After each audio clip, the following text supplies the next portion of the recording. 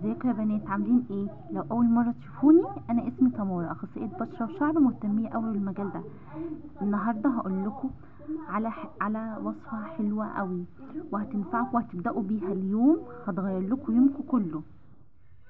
كوبايه الميه الدافيه، كوبايه ميه دافيه الصبح، دي كنز حلوه قوي كل يوم الصبح.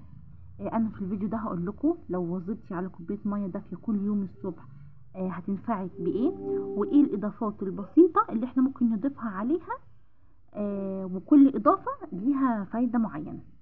اول حاجه، كوبايه الميه الدافيه دي اول ما بنصحى نشرب كوبايه ميه دافيه، بتساعد الجسم على التخلص من السموم، بتحسن الهضم جدا، بتنشط الدوره الدمويه، وكمان بتزود معدل الحرق. يعني لو انت بتخسي اشربي كوبايه كل يوم الصبح، كوبايه ميه دافيه، هتنقي لك البشره مع الوقت، هتزود الحرق، بتحسن الهضم جدا، بتخلصك من السموم، فيها مفيده جدا.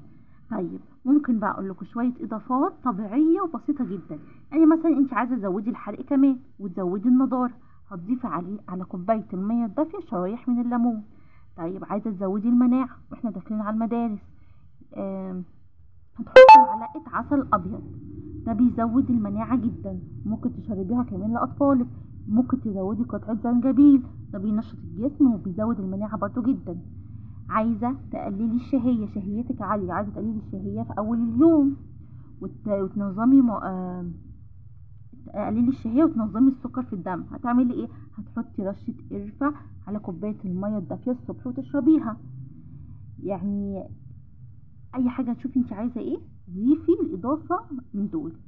بس اهم حاجه كوبايه ميه دافيه الصبح، هتفرق جدا في نقاء البشره وفي الحرق. شوفي بقى انت عايزه ايه اكتر وضيفي الاضافه اللي انت عايزاها. ماشي، يلا بقى، لو عجبكم الفيديو مش تنسوا تشتركوا في القناه وتدوسوا لايك عشان يوصل لكم كل جديد. مع السلامه.